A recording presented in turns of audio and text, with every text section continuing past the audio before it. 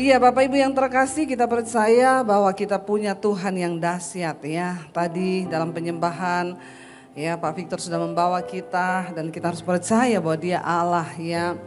Yehova Rafa, Yehova Jireh ya, Yehova yang mencukupi, yang menyembuhkan, Dia Tuhan yang menyertai, El Shaddai ya, dan kita harus percaya bahwa itu terjadi.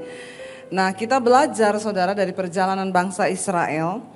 Saya percaya kenapa bangsa Israel itu kisahnya itu dicatat di dalam Alkitab, tentunya supaya menjadi pelajaran bagi setiap kita. Yang ikut mesbah doa setiap malam pasti tahu. Siapa yang ikut mesbah doa setiap malam nih di mesbah doa Debbie Basir TV? Angkat tangan. Yang belum harus ikut. Jangan lupa subscribe channel YouTube saya. Ya, dan saudara di situ kita belajar. Di mesbah doa yang setiap malam saya bawakan di channel saya itu kita belajar dari kitab Perjanjian Lama, dari Kejadian ya, dan sekarang sudah sampai di Yosua. Kita membahas ya pasal demi pasal. Karena kenapa banyak orang Kristen tuh nggak tahu, ya tidak mengerti tentang Alkitab, nggak tahu tentang firman Allah. Padahal Alkitab berkata bahwa kita ini harus siap sedia loh untuk memberikan pertanggungan jawab kepada semua orang yang meminta pertanggungan jawab terhadap iman kita. Katakan amin. Dan saya berdoa semua jemaat di tempat ini menjadi jemaat yang siap. Untuk apa? Untuk memberikan pertanggungan jawab. Ketika kita berjumpa dengan orang, saudara harus melayani orang.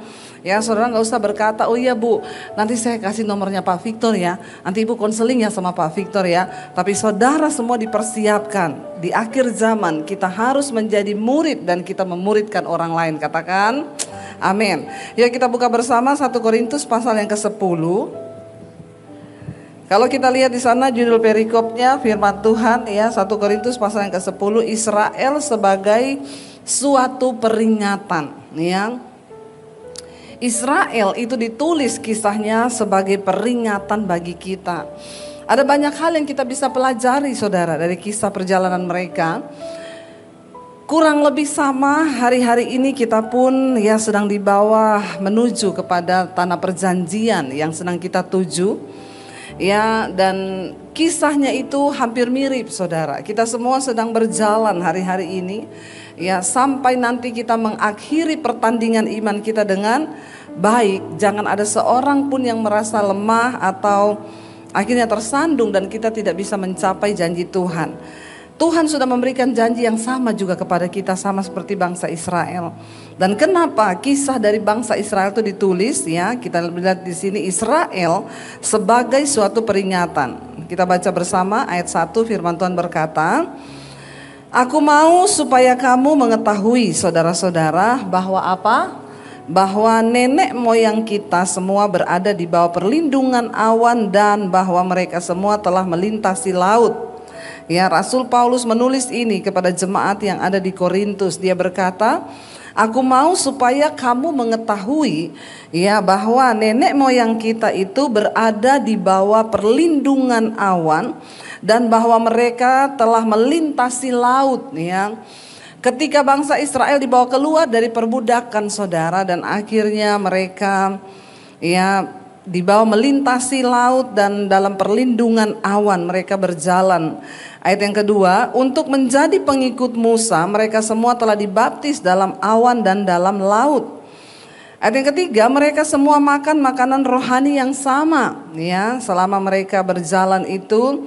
Dan mereka semua minum minuman rohani yang sama, sebab mereka minum dari batu karang rohani yang mengikuti mereka, dan batu karang itu ialah Kristus ya. Kita punya batu karang yang teguh hari ini, yaitu Kristus ya. Ayat yang kelima, tetapi sungguh pun demikian Allah tidak berkenan ya kepada bagian yang terbesar dari mereka, karena mereka ditewaskan di padang gurun. Saudara, kalau kita melihat di sini dikatakan bangsa Israel, mereka itu sama-sama mengalami Tuhan. Mereka makan makanan rohani yang sama, mereka minum minuman yang sama. Ya, tetapi sekalipun demikian, tidak peduli seberapa besar Anda pernah mengalami hal-hal rohani, nggak peduli seberapa hebat mungkin saudara pernah mengalami Tuhan. Yang terpenting adalah apakah kita mengakhiri semua pertandingan iman kita itu dengan baik. Di sini dikatakan, ya tetapi sesungguh pun demikian, walaupun mereka makan makanan rohani yang sama, minum minuman rohani yang sama, tetapi dikatakan Allah tidak berkenan kepada bagian yang terbesar dari mereka, karena mereka ditewaskan di padang gurun.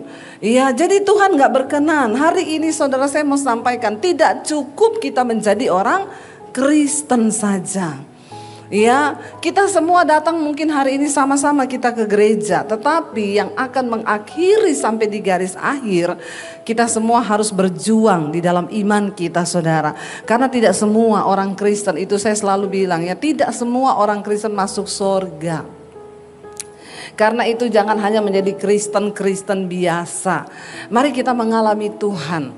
Bangsa Israel mereka mengalami, ya mereka berjalan bersama-sama Musa. Bahkan mereka minum minuman rohani yang sama. Mereka sama-sama melihat mujizat Tuhan. Ya, tetapi dikatakan di sini, sekalipun demikian Allah tidak berkenan kepada bagian yang terbesar dari mereka. Nanti kita akan pelajari kenapa Tuhan gak berkenan kepada mereka. Ya, dan dikatakan di sana, saudara, ayat yang ke-6, semuanya ini telah terjadi sebagai apa? Contoh bagi kita, untuk memperingatkan kita supaya jangan kita apa? Menginginkan hal-hal yang jahat seperti yang telah mereka perbuat. Kenapa ini ditulis? Kenapa ini dicatat? Sebagai apa dikatakan di sana? Peringatan bagi kita, dan ini serius Bapak Ibu Saudara. Ya, biarlah kehidupan bangsa Israel, kisah mereka itu menjadi peringatan bagi saudara dan saya. Ya, supaya kita jangan sama seperti mengalami seperti mereka. Dikatakan di sana Allah tidak berkenan dari bagian yang terbesar. Kekristenan itu bukan hanya bicara engkau setiap hari Minggu datang ke gereja. Kekristenan bukan hanya bicara oh kita ini Kristen, ya rasanya sudah cukup lah. Ada banyak hal yang harus kita lakukan supaya kita mendapatkan perkenanan Tuhan, saudara. Dan di sana dikatakan ya, tetapi sungguh pun demikian akhirnya yang terbesar dari mereka ditewaskan di padang gurun. Semuanya ini telah terjadi sebagai contoh bagi kita, untuk memperingatkan kita. Ya, apa yang bisa memperingatkan kita hari-hari ini? Ya, Alkitab berkata, lihat kehidupan bangsa Israel, lihat perjalanan mereka bersama dengan Tuhan. Dan itu menjadi peringatan bagi kita. Ayat 7, dan supaya jangan kita menjadi penyembah-penyembah berhala, sama seperti beberapa orang dari mereka. Ya, seperti ada tertulis, maka duduklah bangsa itu untuk makan minum, ya, dan kemudian bangunlah mereka dan bersukaria. Mereka melupakan Tuhan, saudara. Ya, di tengah hidup ini, ya mari saudara kita ini selalu memandang kepada Tuhan. Jangan pernah melupakan Tuhan. Ada banyak orang akhirnya melupakan Tuhan. Waktu miskin dia berdoa, ya Tuhan, kalau Engkau berkati aku Tuhan, maka aku akan diberkati, aku akan lebih cinta lagi kepada Tuhan. Tapi setelah diberkati akhirnya dia lupa Tuhan. Ada seorang ibu datang sama saya, Bu Debbie, saya mau ibu berdoa buat kami, ibu, supaya suami saya miskin lagi, Bu. Loh, kenapa ibu perlu berdoa supaya suaminya miskin lagi? Dulu kami memulai pernikahan, kita mulai dari nol bersama-sama. Waktu masih miskin, suami saya ini cari Tuhan. Dia cinta Tuhan, Bu. Dia cinta keluarga waktu masih miskin. Setiap hari kami berdoa bersama-sama. Tapi ketika sudah diberkati Tuhan, usahanya diberkati Tuhan, sekarang dia lupa Tuhan. Dia gak pernah lagi berdoa bersama keluarga. Dia benar-benar gak pernah ke gereja setiap hari, ya. Dia sibuk dengan usahanya. Jadi saya minta, Bu, supaya ibu berdoa biar suami saya miskin lagi. Ya, bahkan sekarang ketika diberkati sudah mulai selingkuh. Banyak orang, saudara, di dalam kehidupan seperti itu. Makanya kita perlu berdoa supaya mata kita tetap tertuju kepada Tuhan. Ya, ketika miskin, ya jangan kita menolak Tuhan. Ya, berikan padaku apa yang patut bagiku. Karena saudara, banyak orang itu yang juga tidak siap kaya loh. Makanya hati-hati, jangan cuma berdoa minta kaya. Tapi kalau kita gak siap kaya itu bahaya. Ya, ketika dia masih miskin cari Tuhan, waktu diberkati lupa Tuhan. Sebaliknya, ada orang tadinya kaya, saudara. Ya, saya kemarin ketemu dengan seorang hamba Tuhan. Lalu dia cerita-cerita dengan saya, dengan suami, dia bilang, bayangkan ya, saya ini dulu dari orang kaya, dia dibesarkan dalam keluarga yang kaya, dia sudah menikmati semua kemewahan, tiba-tiba ikut Tuhan, dia diproses Tuhan jadi miskin, saudara. Dia bilang, aduh Bu, saya tuh hampir gak kuat. Ya karena bayangkan loh, dari kaya, ya jadi kaya jadi miskin, itu tuh rasanya berat loh. Ya saya bilang, kalau gitu kebalik Pak dari kita ini miskin terus dari dulu. Ikut Tuhan tuh menderita terus, sekarang diberkati. Tapi ya kayaknya sama ya penderitaannya ya. Takut juga loh saudara kalau diberkati itu tiba-tiba ya. Dia bilang, tapi kayaknya lebih menderita saya deh Bu. Jadi dari kaya jadi miskin. Saya bilang bukan soal menderitanya atau enggak, tapi kita temukan enggak di dalamnya itu apa maksud Tuhan. Ya, bukan soal Bapak dari kaya jadi miskin terus Bapak menderita. Saya bilang ketika Tuhan proses begitu, Bapak menemukan gak maksud Tuhan di dalamnya? Iya, saya belajar banyak hal dari proses itu loh yang Tuhan mau. Ya, dan ketika dia akhirnya bertahan saudara di dalam proses itu, ya ketika dia miskin banyak orang datang, teman-temannya datang, lu ngapain jadi hamba Tuhan, jadi miskin, udah lu balik lagi lah ke kerjaan yang lama, kamu terima aja lagi nih, kita kasih sekian, dia dapat tawaran saudara. Tapi dia berkata enggak, aku sudah memilih mengikut Tuhan. Kalaupun hari ini aku berkekurangan, aku tidak akan pernah tinggalkan panggilanku jadi hamba Tuhan. Dia jalani proses itu sampai ketika waktunya tiba saudara, dia tetap setia diuji.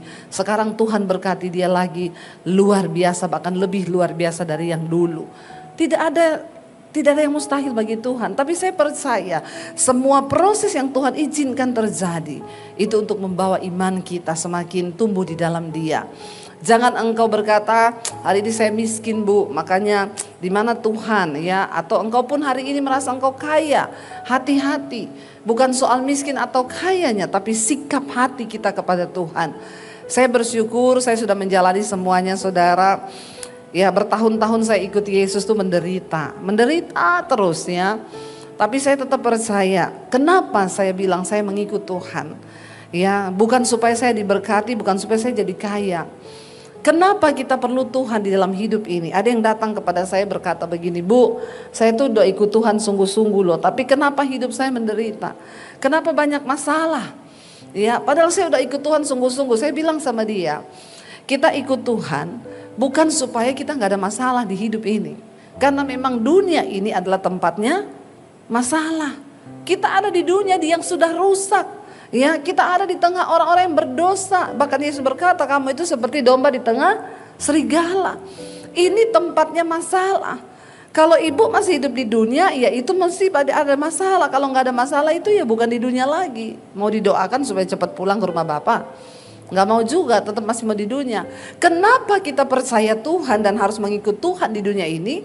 Karena dunia ini memang banyak masalah. Kita ikut Tuhan, kita percaya Tuhan supaya kita mendapat kekuatan. Ketika kita menghadapi masalah, ada kekuatan. Bahkan ketika doa kita belum dijawab pun, satu hal yang harus kita syukuri, kita mengenal Tuhan. Karena Dia menjadi jaminan sampai pada kekekalan. Ya, Tuhan adalah jaminan kita. Bahkan saudara saya itu selalu berkata ya, kalau ada orang datang, Bu, saya divonis dokter tinggal 6 bulan umur saya. Terus masalahnya apa? Saya bilang, berarti saya ini mau mati Bu. Berarti saya sekarang harus siap-siap mati. Saya bilang jangankan kamu yang divonis 6 bulan ya. Semua orang itu harusnya tiap hari siap. Siap apa saudara? Jadi saudara sudah siap-siap mau mati. Lalu saudara siap atau tidak? Ya, kalau waktunya datang, nggak ada seorang pun yang bisa menolak. Saya bilang sama dia, dokter vonis kamu umur tinggal 6 bulan. Ada yang nggak divonis dokter tinggal 6 bulan, besok mati loh. Iya nggak Bapak Ibu? Ya jadi hidup ini kan kita semua siap-siap. Terus dia bilang, kalau Tuhan nggak sembuhkan saya dari kanker saya Bu, gimana? Ya puji Tuhan, haleluya. Alkitab bilang mati itu sebuah keuntungan, amin. Ikut Tuhan itu punya iman. Ya, ikut Tuhan itu punya pengharapan. Kenapa engkau perlu Yesus dalam hidupmu? Karena sampai kematian pun, sampai pada kekekalan dia menjadi jaminan. Jadi apa yang kita takutkan lagi? Amin. Nggak ada kan? Kalau besok kita dipanggil Tuhan, siap nggak Bapak Ibu? Yang siap cuma satu. Ya, siap. Ya, ada juga sih yang siap, ditanya, kenapa kamu siap? Banyak cicilan Bu. Jadi mending saya mati aja. Ada juga yang begitu ya. Tapi memang ada yang ya siap. Jadi kita siap, kita mau besok dipanggil, mau besok kiamat, ya udahlah. Ya makanya hari ini lakukan bagian kita. Ya waktu perang-perang itu saudara, ya saya bilang sama suami saya kayaknya udah mau kiamat dunia ini ya. Suami saya itu duduk merenung saudara, diam aja. Saya bilang, udah mau kiamat dunia loh, ini udah perang gini-gini, tanda-tandanya sudah ini gini-gini. Suami saya diam, saya bilang, kenapa kamu bergumul mau kiamat? Dia bilang, masa sih kiamat? Kenapa? Kita nih baru OTW kaya udah mau kiamat loh. Baru OTW kaya udah mau kiamat saudara. Ya nggak peduli ya. Mau kita kaya, mau kita miskin ya. Saya bilang iyalah kita diberkati Tuhan pasti ya Tuhan beri kita kesempatan untuk melakukan banyak hal dulu bagi pekerjaan Tuhan. Ya diberkati bukan untuk ya kita nikmati bagi diri sendiri tapi berarti semakin banyak kepercayaan yang Tuhan berikan. Saudara, ya kenapa kita percaya Yesus? Keuntungannya itu apa? Karena dia menjadi jaminan sampai pada kekekalan. Saya bilang ya kalau Tuhan gak sembuhkan kamu dari kanker ya bersyukur. Alkitab bilang mati adalah sebuah keuntungan. Ya mari kita punya iman yang luar biasa di dalam Tuhan. Lalu dikatakan di sana ya, dan supaya kita ini jangan menjadi penyembah-penyembah berhala sama seperti beberapa orang dari mereka. Seperti ada tertulis, maka duduklah bangsa itu makan minum kemudian bangun mereka dan bersukaria. Dalam hidup ini saudara kita ini urusannya bukan hanya ya senang-senang, tapi temukan panggilan Tuhan atas hidupmu. Artinya apa? Ya kita menemukan Tuhan, apa ya rencana Tuhan atas hidup saya ini. Pasti ada rencana Tuhan atas hidup saya. Ya dan kebahagiaan di hidup kita adalah bukan ketika kita menemukan apa yang kita inginkan dalam hidup ini, tapi ketika kita menemukan apa yang Tuhan inginkan di dalam hidup kita. Katakan amin saudara. Itu bicara tentang panggilan. Hari ini saya mau berbicara, saudara temukan panggilanmu. Saya baca sebuah kisah saudara di Amerika. Ada seorang wanita kulit hitam, dia itu bekerja hanya sebagai tukang cuci gosok dari rumah ke rumah.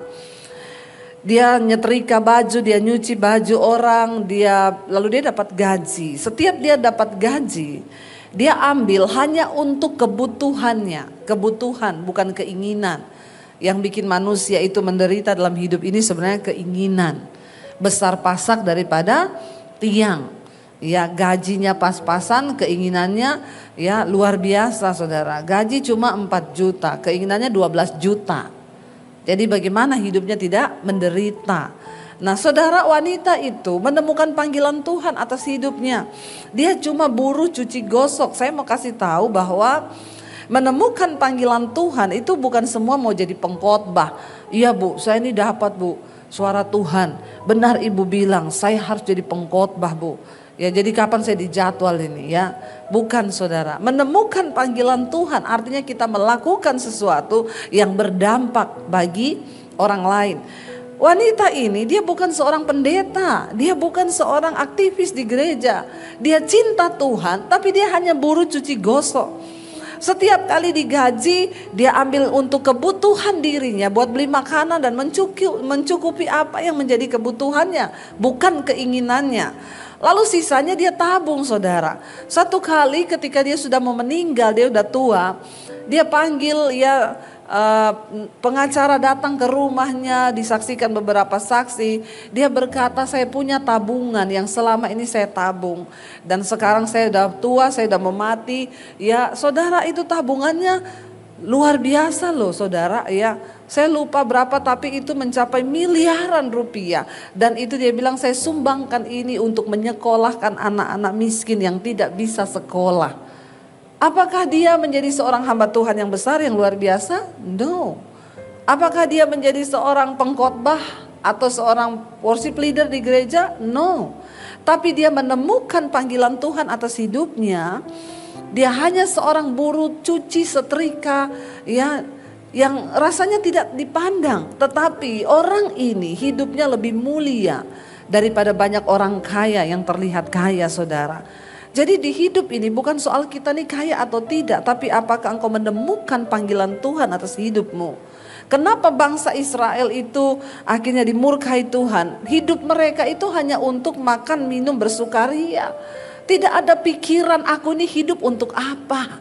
Pernahkah saudara berpikir dan bertanya, Tuhan aku nih hidup untuk apa?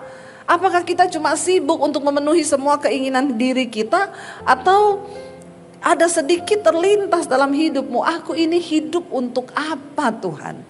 Ya, jangan biarkan berlalu masa-masa hidup kita. Alkitab bilang 70 tahun. Kalau sampai, karena banyak yang tidak sampai. Ya, banyak orang masih muda sekarang udah dipanggil Tuhan. Ya, tapi masa hidup kita di dunia ini, berapa banyak yang kita beri bagi Tuhan? Saya bersyukur, saya bertobat waktu saya lulus SMA. Sekarang umur saya 48 tahun. Ya, saudara, separuh lebih dari umur saya itu sudah saya pakai untuk mengiring dan mengikuti Tuhan. Saya bersyukur, ya saya bilang kalaupun Tuhan panggil saya, ya saya siap, dan kalau memang tugas saya sudah selesai, ya biarlah saya menghadap Tuhan dengan membawa apa yang sudah saya lakukan selama saya ada di dunia. Saya berusaha, saudara, untuk hidup mencari apa yang Tuhan mau, bukan apa yang kita mau. Ya, ketika engkau juga memegang uang di tanganmu, bertanyalah kepada Tuhan. Untuk apa Tuhan? Karena ada tanggung jawab yang Tuhan berikan hari ini, saudara.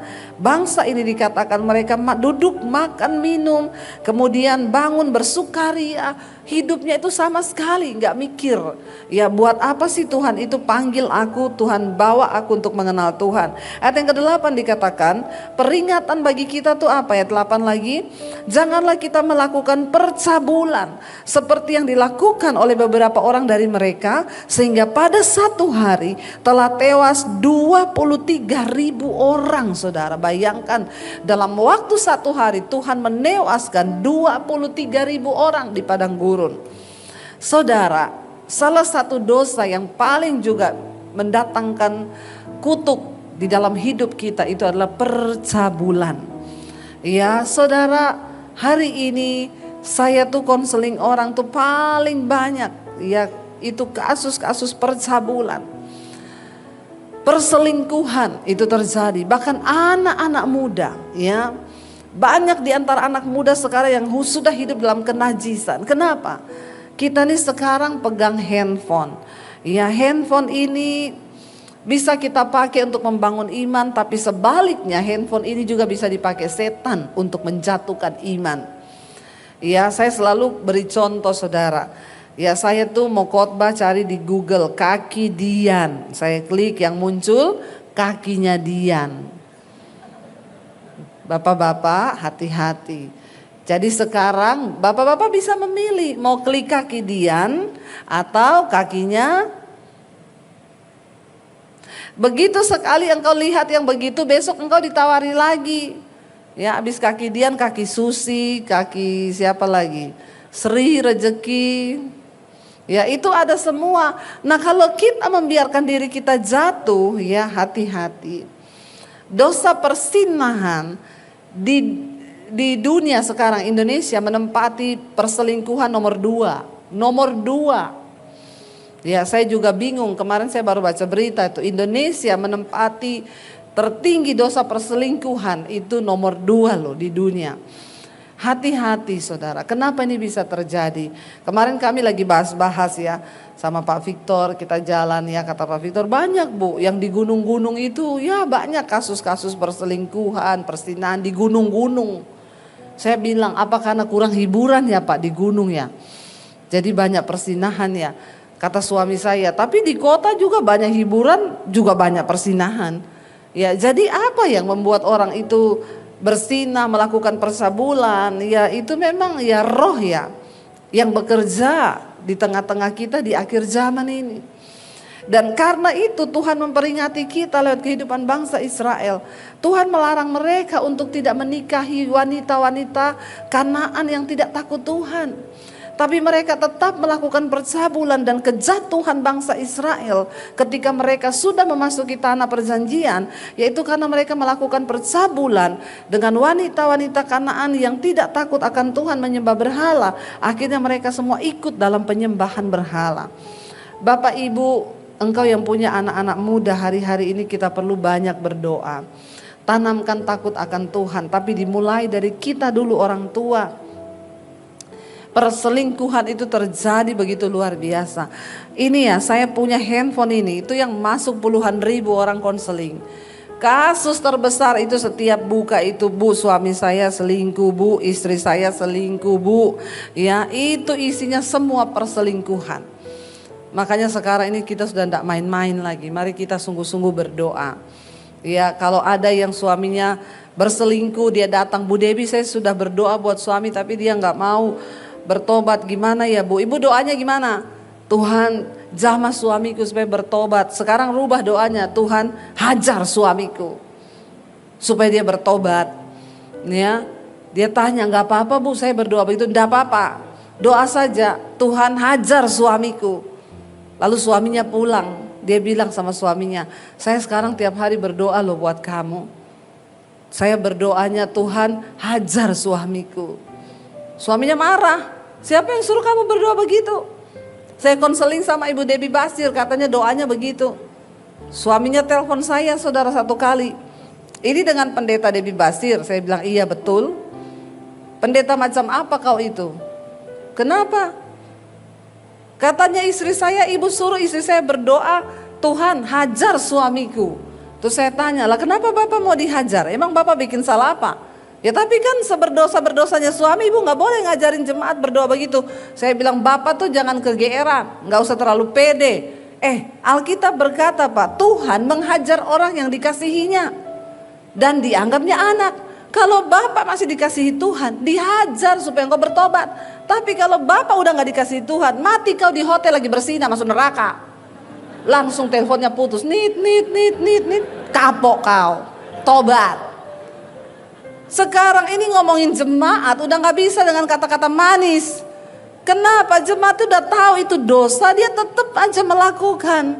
Pusing gak? Bingung gak? Ya makanya saya bilang, Bapak ngerti firman Pak. Lo bener, Alkitab bilang Tuhan tuh menghajar orang yang dikasihinya. Dianggap anak, dihajar kau Pak. Kalau udah gak dianggap anak Pak, ya bersinahlah kau di hotel sana. Mati kau di hotel, serangan jantung. Habis itu masuk kau neraka, langsung takut dia, handphonenya langsung ditutup, saudara. Mari kita mengerti kebenaran, ya. Kenapa Tuhan mengingatkan kepada kita lewat kisah hidup bangsa Israel, jangan kita melakukan percabulan, ya, seperti yang dilakukan oleh beberapa orang dari mereka, sehingga pada satu hari telah tewas 23.000. Bayangkan loh, dalam waktu satu hari.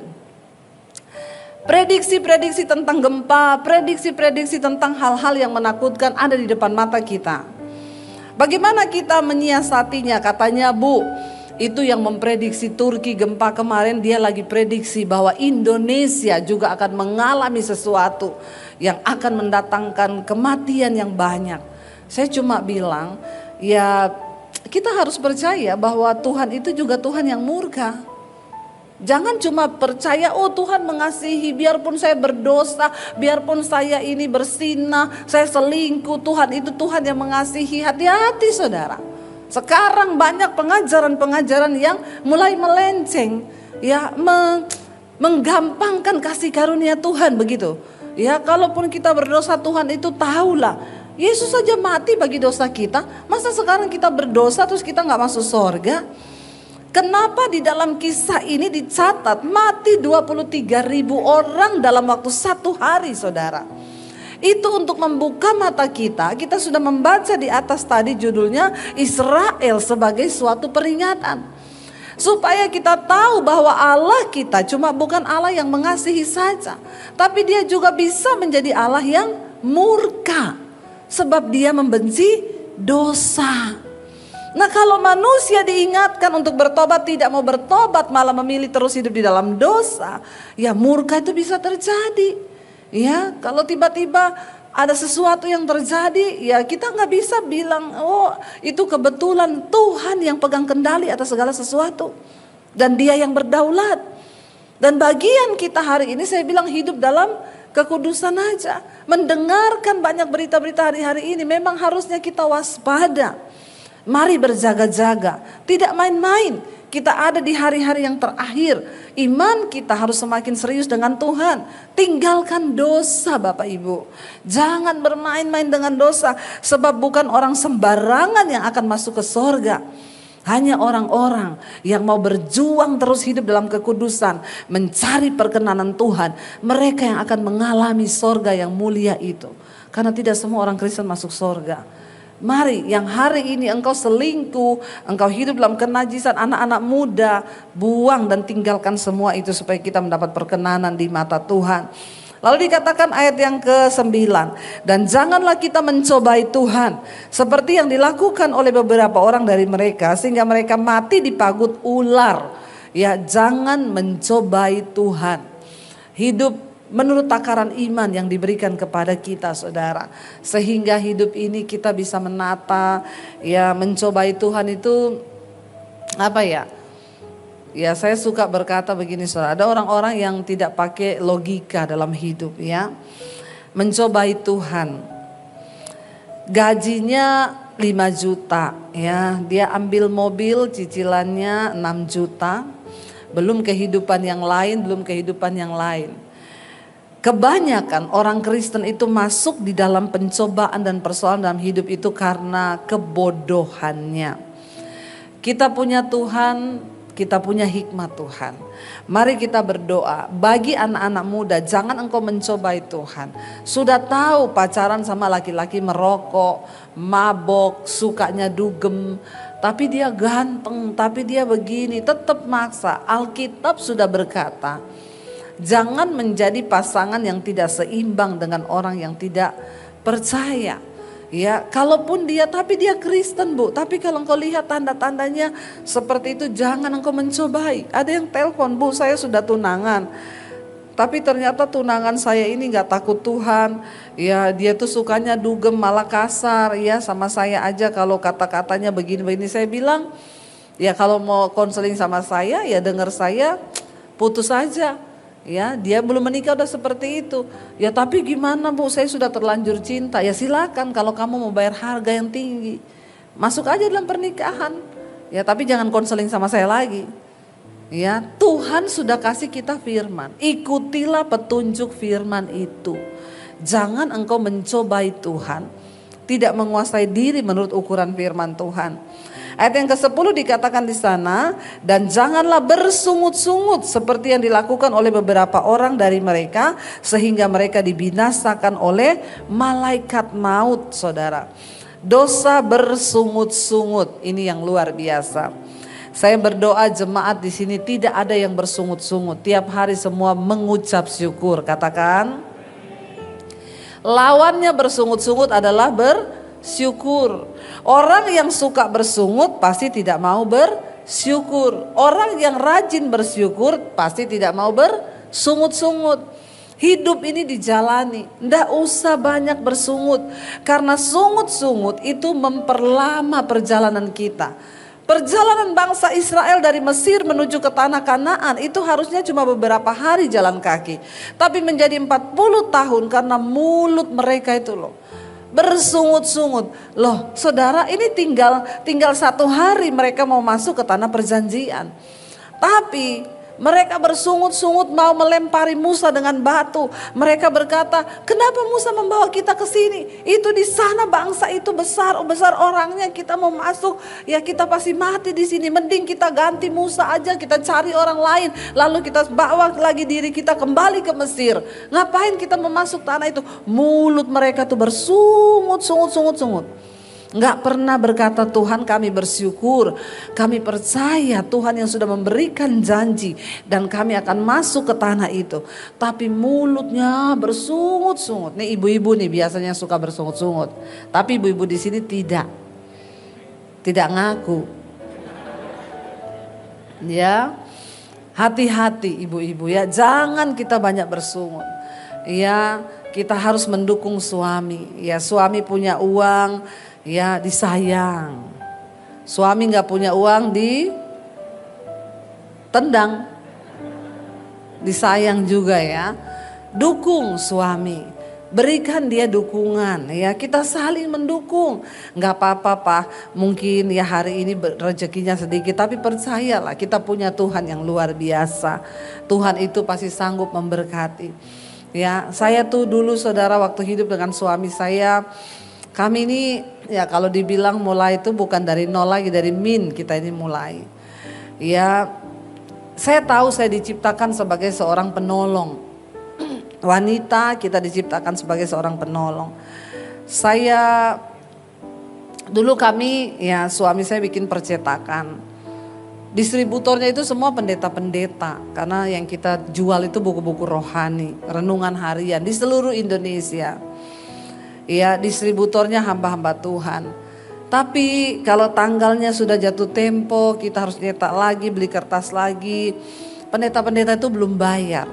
Padahal kita udah kasih tempo 3 bulan, nanti kita kirim barang yang keempat, dia baru bayar yang pertama. Sebenarnya sudah cukup kan tempo 3 bulan. Tetap ada banyak yang telat, nggak bayar 4 bulan, 5 bulan.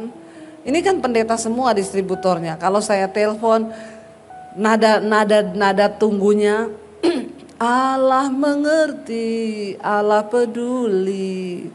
Dalam hati saya Allah aja mengerti, masa saya nggak ngerti, itu maksud dia.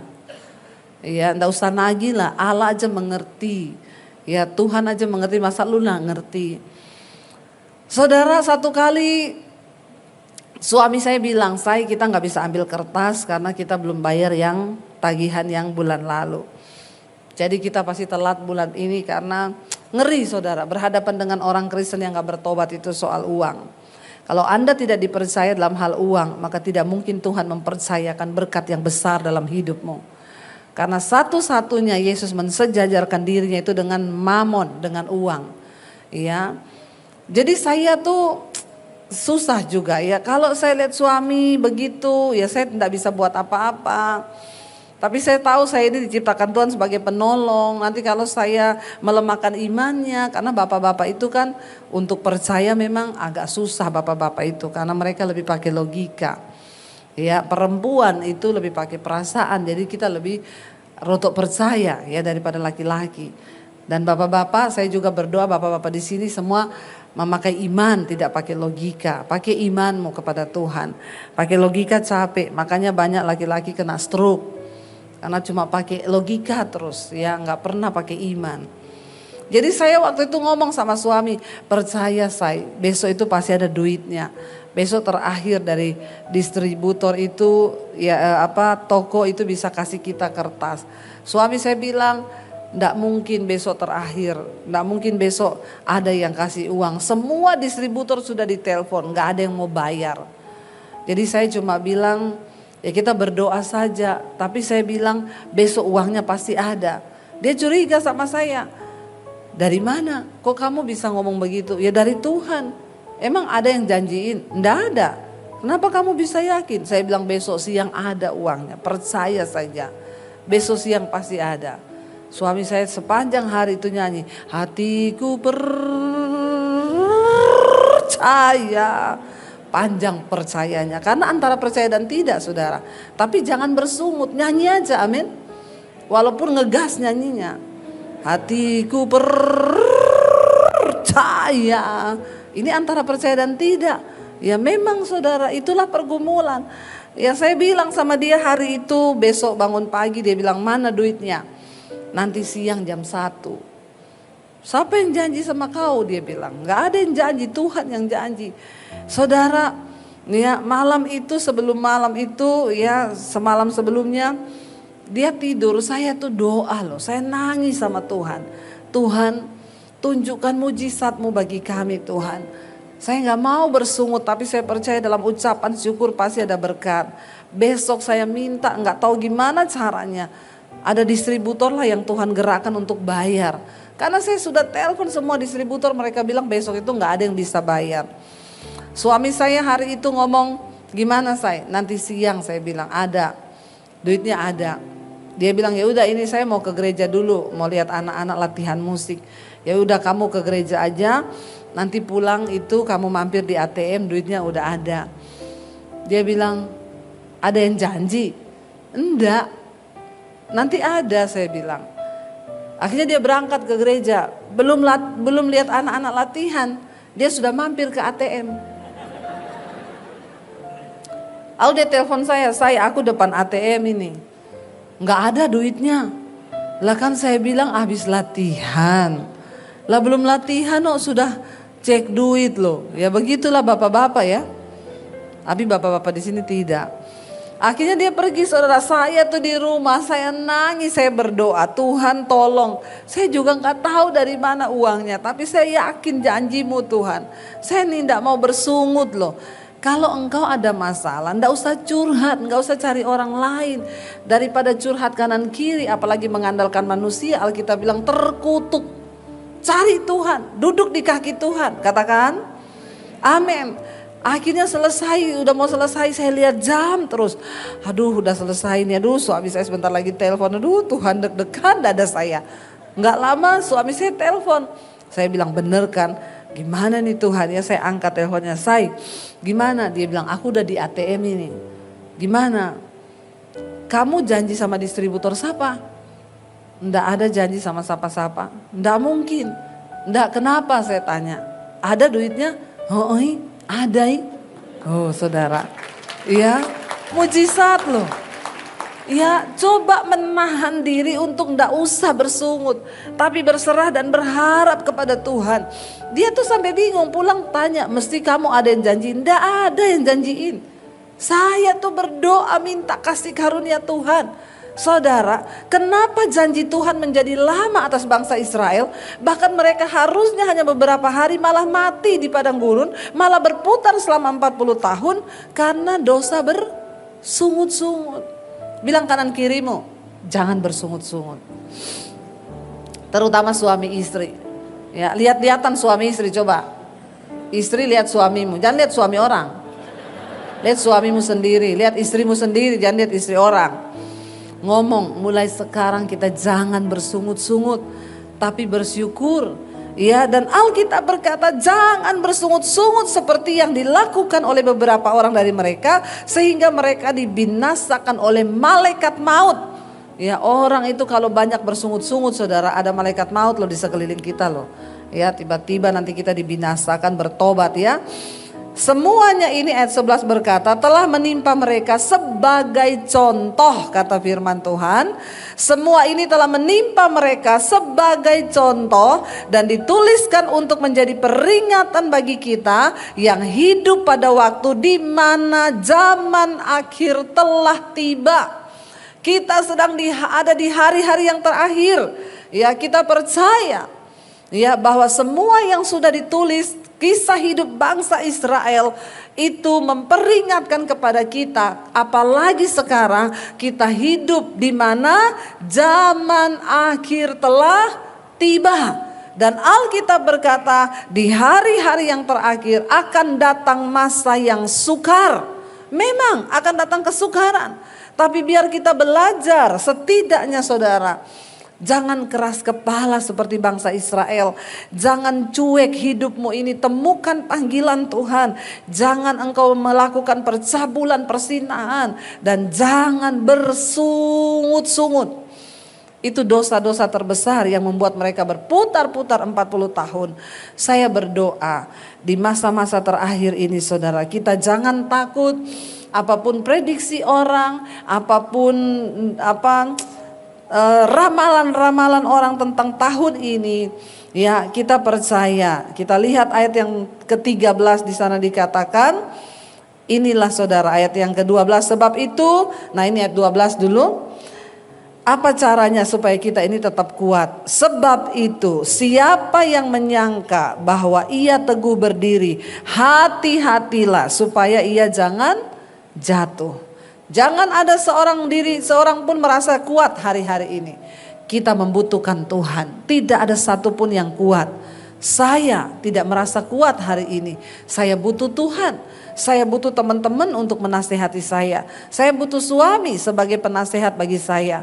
Suami, engkau juga butuh istri sebagai penasehatmu. Jangan berkata istri itu gak bisa apa-apa. Kamu bisanya di dapur aja, gak usah ikut campur dalam pekerjaan.